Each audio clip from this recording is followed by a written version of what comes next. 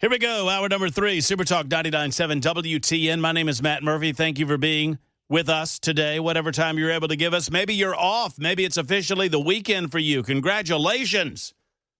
It's finally here. I like to do this on Fridays. I forget on some. I try to do it every Friday, but at 5 o'clock, it reminds me to thank all of you, every single one of you that make our weekend special like you do. I get Saturdays and Sundays of rest and relaxation, spend time with family and friends, et cetera, et cetera.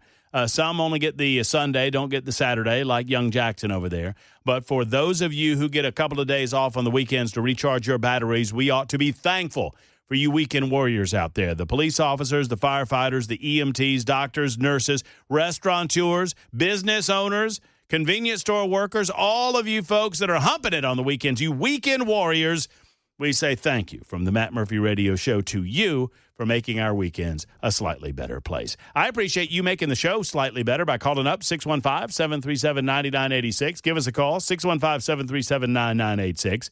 It's a First Amendment Freestyle Friday. That means simply that while I have any number of stories to relate to you on this day, you come first. If you have any subject matter of your choosing that you want to address, maybe a subject that we've not talked about over the course of the week and you feel like we need to, perhaps something came up over the course of the week and you wanted to opine on it and were unable to, now's your opportunity. 615-737-9986. We would love to hear from you. Now, yesterday and today, Kristi Noem was in town. Our Secretary of Homeland Security was in town to celebrate some activity going on at the Nashville airport, and she got to meet one of our good Democrat representatives. According to Tennessee State Representative Justin Jones, he was asked to leave the Nashville International Airport yesterday ahead of a scheduled press conference held by U.S. Department of Homeland Security Secretary Kristi Noem. Noem held the press conference at B&A Airport to mark the opening of a special Transportation Security Administration security lane, which was designated exclusively for military members, I should say, and their families, and to highlight TSA's Serve with Honor, Travel with Ease initiative. Part of that initiative is that we get to keep our shoes on from now on, which is nice. That's we got that going for us, which is nice. So yesterday, Kristi Noem was there to celebrate this development at B&A, and obviously B&A's got a lot of construction and whatnot going on at the airport. Jones, a wannabe Senator Alex Padilla, showed up and initially told reporters that he received permission by B&A and permission by the Secret Service to be there.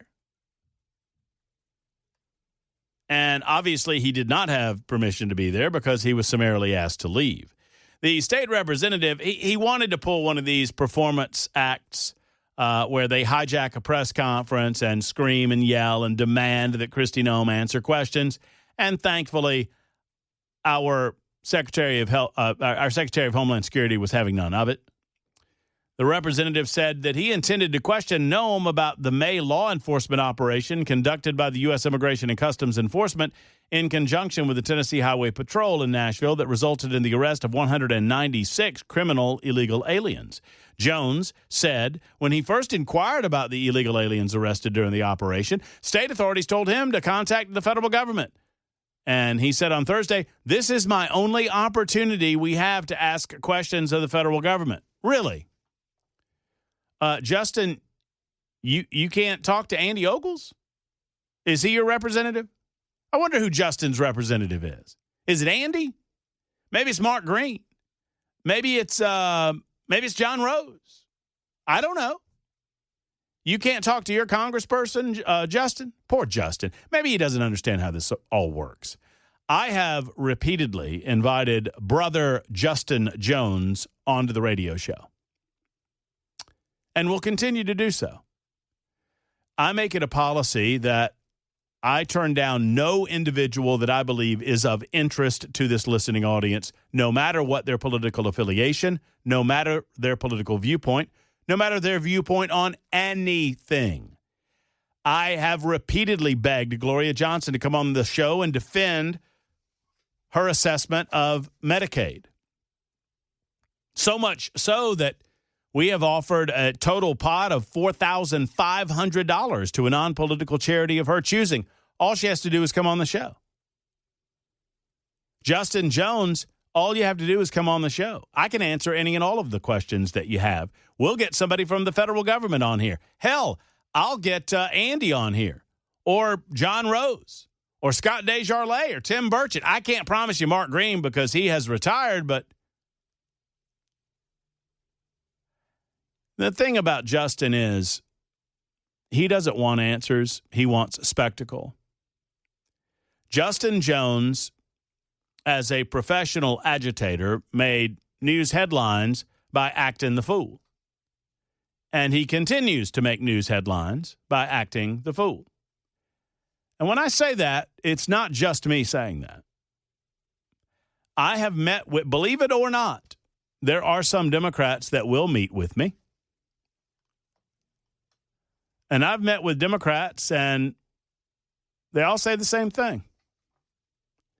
That Justin Jones is not truly interested in representing his constituency as much as he is interested in getting his face in front of a television camera and enriching, self-aggrandizing, and promoting himself. And that's what this was all about. If Justin was a serious-minded individual, he would treat these matters with the seriousness that they deserve. To wit, let's talk, if I had my conversation with Justin right now, if he took me up on my offer, I would ask him, should there be rules? I ask these questions repeatedly of my Democrat friends, and I don't get any answers. If you're a Democrat, if you're a leftist, if you're a liberal and you're listening to me,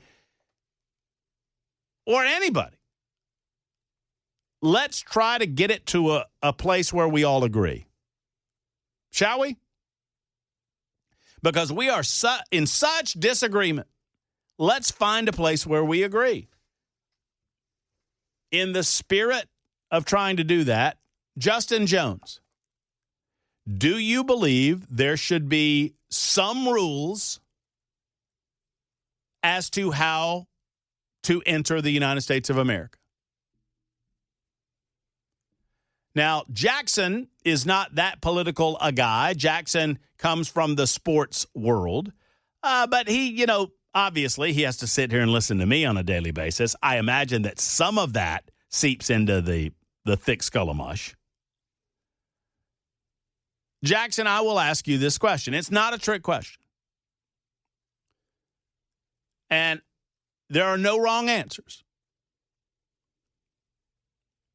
Should there be some rule? I'm not saying what those rules should be, but in order to come legally into America, should there be a process, some rules? Yes, there should be rules. There should be rules. There have to be rules. I'm glad you said that last part. Because if there aren't any rules, you know how many people would come here? Lots. Gajillions. I mean, a lot. And we would functionally cease to be the country that people want to come to as a result.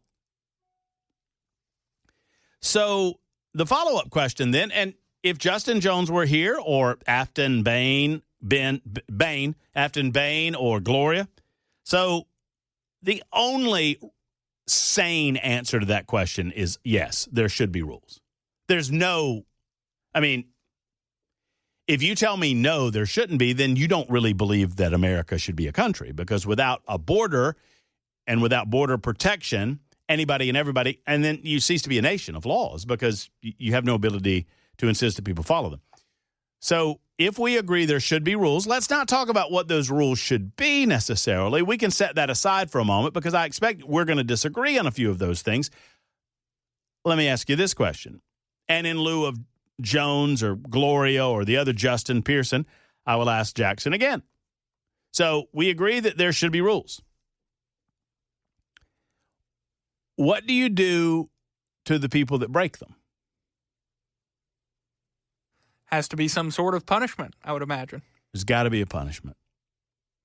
That's exactly right. There's got to be a punishment. Now, we might disagree on what that punishment should be, but it appears to me that the Justin Joneses of the world and the Afton Baines of the world, I remember her last name's pronunciation because it's like the evil guy in the Batman movie. That's Bane, right? Yeah. Yes. The Afton Baines of the world or the Gloria Johnsons of the world, I mean, you probably don't think that it should be anything more than a slap on the wrist, but it appears to me that you don't want to give these folks any punishment whatsoever. And these are not good people. We have seen it detailed time and time and time again. The type of people that we're talking about have been apprehended.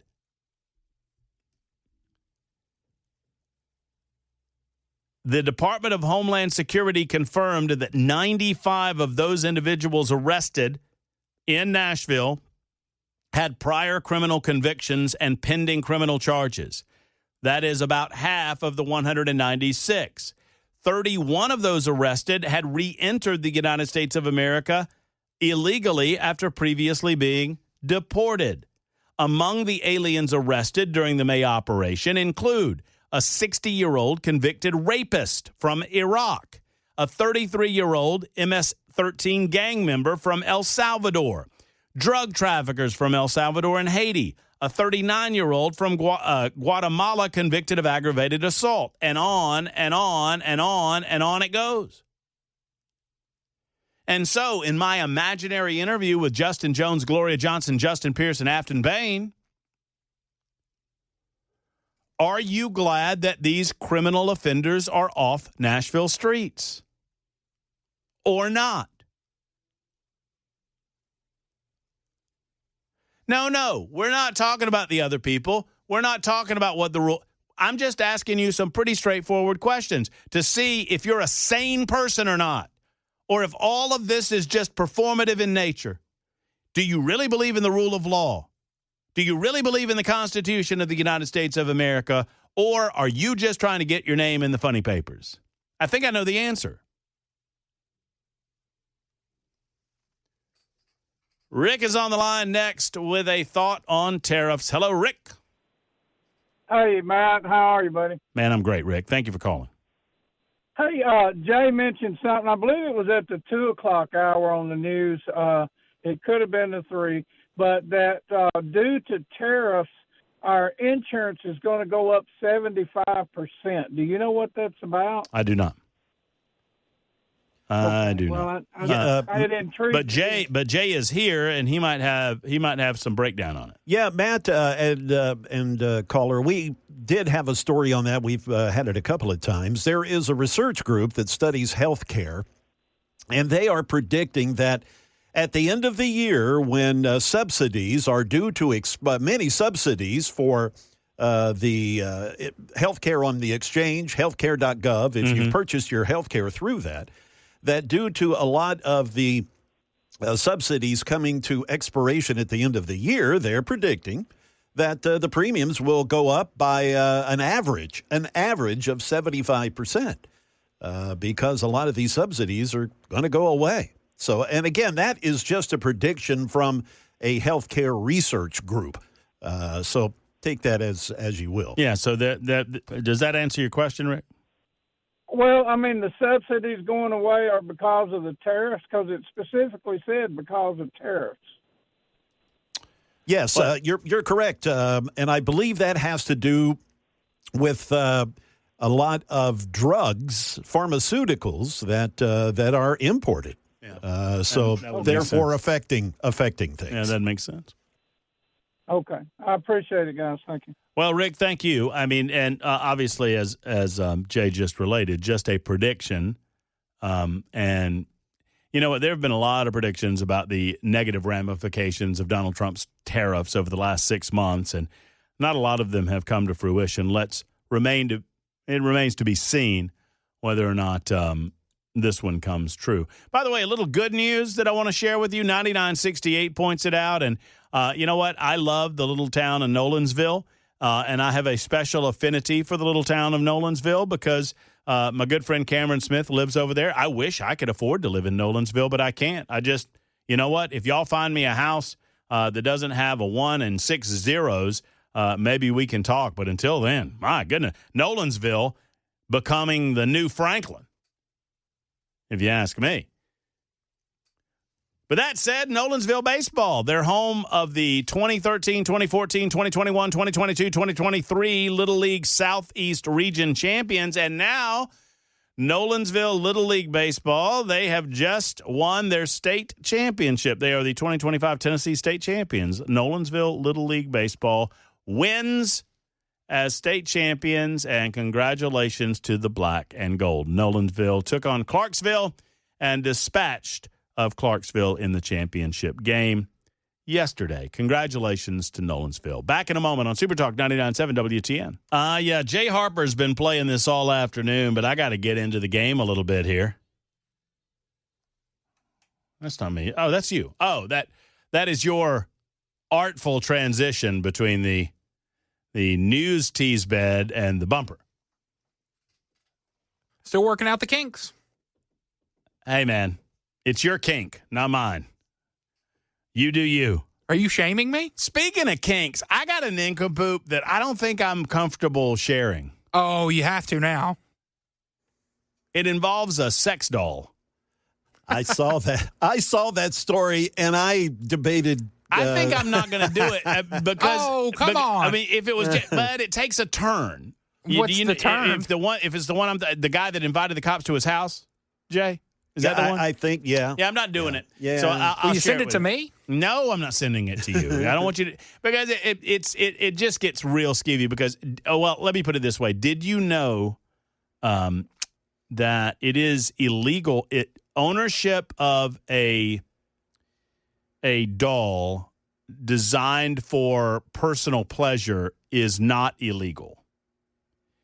But if it is in the fashion of an underage child, then it is. Oh, maybe a good idea not to do that story. And this moron demanded that the cops search his house because he said that there was a woman in his house, and he not only had 3 of these dolls, which are felonies, he had all this pot and paraphernalia. And he's demanding anyway. So we're not doing that story. So now I've got to find a new nincompoop in the news. You just kind of did. So I guess that's so. I guess that's true. But it's not nincompoop worthy. I don't believe. I agree. Try to keep it light and fun, and there's nothing light and fun about that. Speaking of light and fun, here comes the news on Super Talk 99.7 WT. Hey, I want to congratulate National Public Radio and Public Broadcasting. They should have a record funding weekend. Right? I mean, you liberals out there, you moderates, you squishes, you guys that think that removing the $1.5 or thereabouts billion in federal funding to prevent my tax dollars going toward biased news broadcasts, to prevent my tax dollars going toward slanted news broadcasts. I would think that you would be, getting out the old proverbial checkbook and cutting a check to PBS over the weekend, right? One would think that they would have some form of record-breaking weekend. If they don't, according to the muckety-mucks at the Corporation for Public Broadcasting, they're going out of business. That might qualify as a nincompoop story. Maybe not. We'll get to nincompoops momentarily. Mike's held for a long time. Mike, thank you for your hold. Thank you for your call. Happy Friday. Happy Friday to you. How you doing today? I am great, Mike. What do you got? The reason I'm calling you is, I call you a lot, and it's because I like to keep up on current events. The Wall Street Journal article now that is going back 22 years to try to connect Trump and Epstein. And they can't even come up, the Wall Street Journal can't even come up with what they're now putting out there in the media. And this is why Trump now is going to sue them into oblivion. I hope so, like he did with CBS. And what's that guy's name, the late-night talk show host? They got fired here recently because of lies. What I'm saying is, is that I now believe, and I was kind of disagreeing with you a little bit on Trump, and they're trying to hide things. But the Wall Street Journal now pulling this stunt convinces me that Donald Trump is right. This is another hoax. It's another hoax by the left media, to try to destroy Trump and his agenda. And they can't even come up with the goods they're at. The Wall Street Journal was saying, then show the letter, show the postcard, show that Donald Trump and Epstein were connected and having sex with little girls in 2003, because that's what they're pinning their hopes on. And you know what? That's what convinced me I was wrong about Trump. I thought he was trying to hide something. He is now 100% right. This is another hoax. This is not Russia, Russia, Russia. This is Epstein, Epstein, Epstein. All right. Thank you, Mike, for the telephone call. The charges, my response would be the charges against Jeffrey Epstein, the serious nature of what he's accused of doing, the fact that he had already been sent to jail for this type of activity. He got a slap on the wrist, unfortunately, because of who he was and the prominence of the individuals that he was involved with.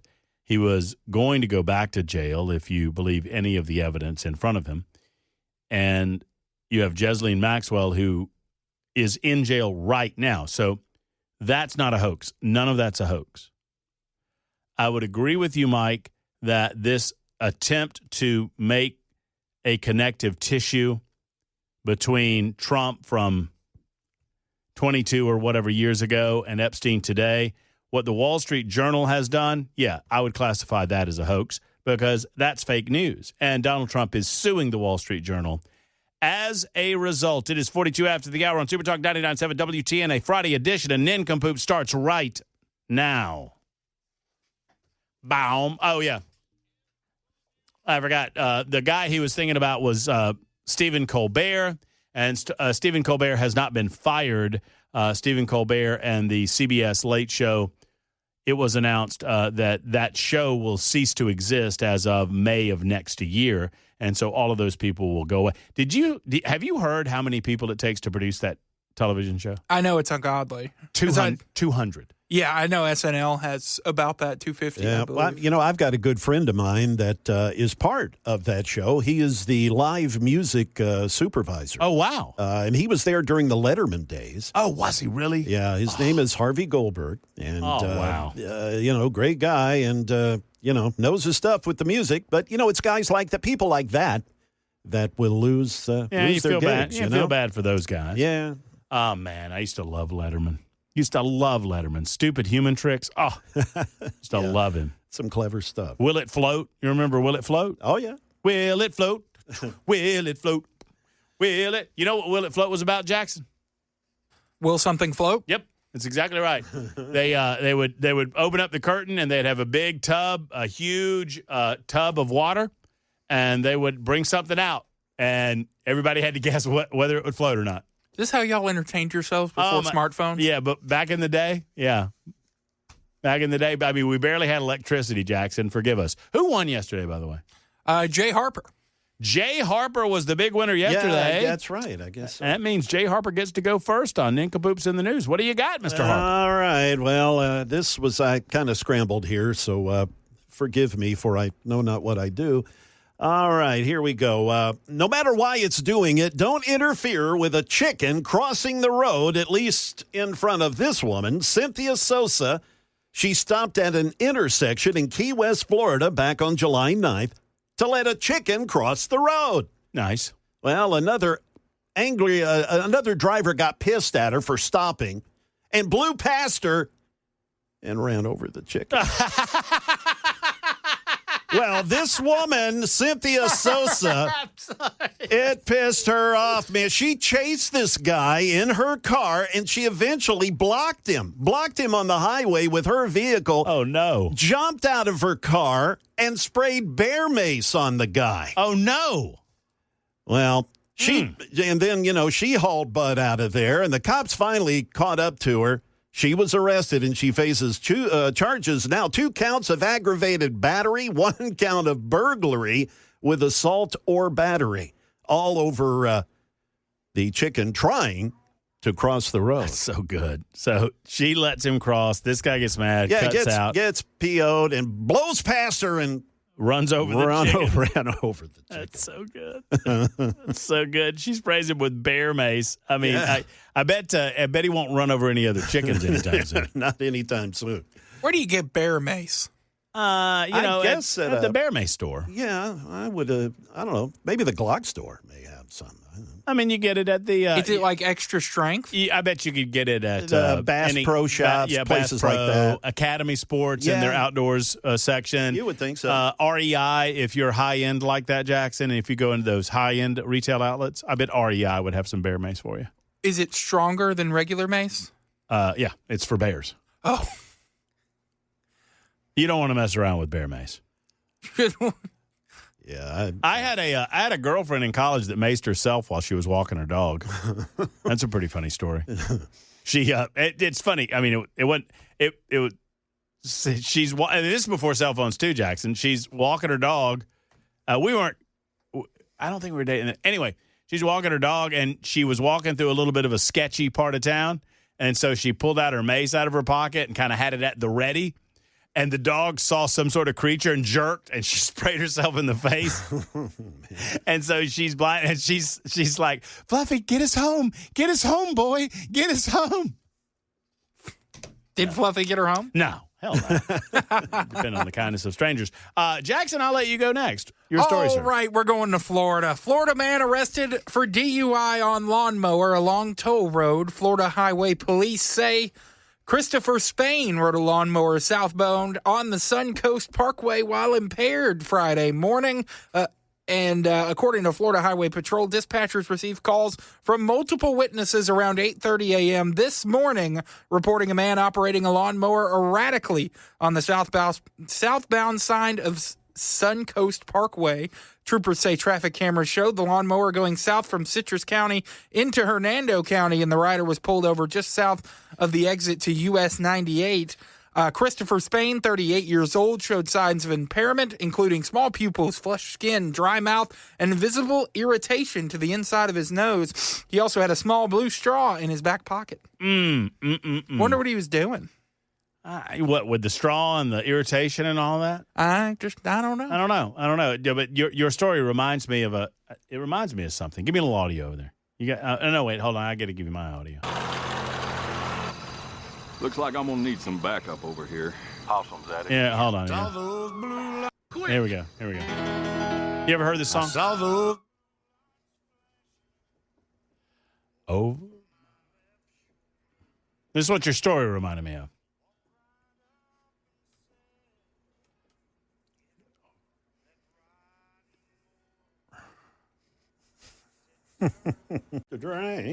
Uh-huh. Honky talk. That's the possum right there. That's George right. Jones. That's George. That is an absolutely autobiographical song, too, as George Jones. I don't know if it was with Tammy Wynette or not. It might have been with, Ms. Jones, and I forget her name. I'm sorry. Kathy, I think maybe is right. But, yeah, he got pulled over on a lawnmower. Drunk because his keys were taken away from him, and she wouldn't take him back to the bar. So. Yeah, I believe that was his wife, Nancy. I said Kathy. I apologize. Yeah, but I believe, that's a legendary story, and it happened down in Franklin. Yeah, right down in these parts. So great story there, Jackson. Wasn't about the possum, but it's pretty good. Vote for me. It's not the winning story. This is the winning story. You would think that this occurred in Florida as well, but it did not. It occurred in Pierce County, Washington. A man was taken to the hospital for mental health treatment after Pierce County deputies say he threatened his parents with a chainsaw. Deputies were called to the home on Saturday night. This is several weekends ago, when neighbors reported seeing a man chase his father in the yard with a running chainsaw. They later learned that the man had gotten into an argument with his parents, and he threatened them both with the tool. When deputies arrived, they tried to de-escalate the situation, But instead of going calmly with the police officers, the man jumped into a pond with the running chainsaw. Negotiations to get him out of the pond went on for over 40 minutes. Deputies finally were able to get him out using a beanbag gun and, not making this up, a lasso.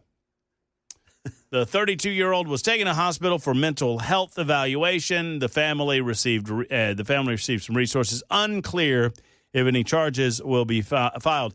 I don't recall the last time I heard about police officers actually using a lasso in order to apprehend a suspect, but they certainly did so in this case. Luckily, the chainsaw kind of petered out after a minute or two of being in the pond. So there you go. That's my nincompoop. You've got the three, Jackson, Matt, or Jay Harper. Give us a vote. It is 10 minutes until the top of the hour, 6 o'clock on Super Talk 99.7 WTN. Vote for me. Don't vote for Jackson. Don't beg. It's unbecoming. Vote for me.